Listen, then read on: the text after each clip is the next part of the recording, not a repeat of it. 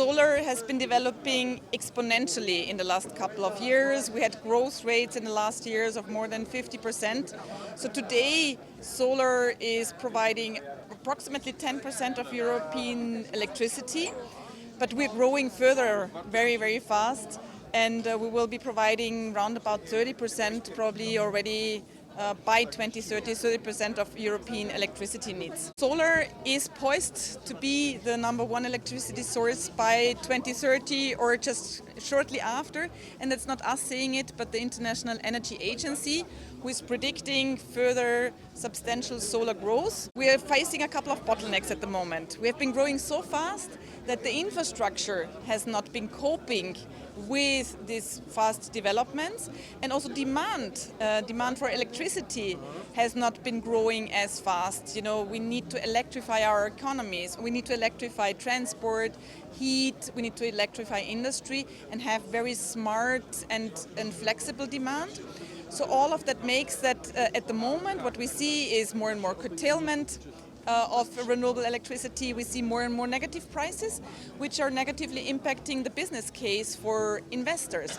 So what we need to do is really bring more flexibility to the system, more flexible demand, electrify the society. We need to have much more storage. Battery storage can really do the trick very quickly. And then obviously we need to invest in our grids. All of that are investments which obviously need money. But in the long run, it will be paying off. Wind and solar are by now the cheapest electricity sources.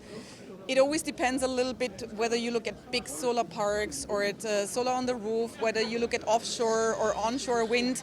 But more generally, renewables together are much cheaper than the fossil alternatives, or much cheaper than nuclear.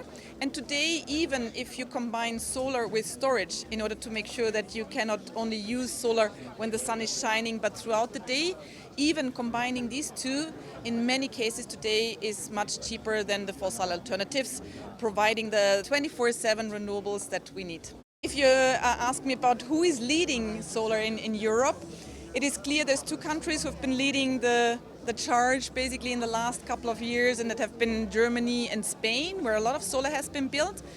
But Poland is among the 5 top countries when it comes to solar. So Poland is one of the front runners. But the great thing about solar is that it's built everywhere. And we see more and more countries who install more than 1 gigawatt per year.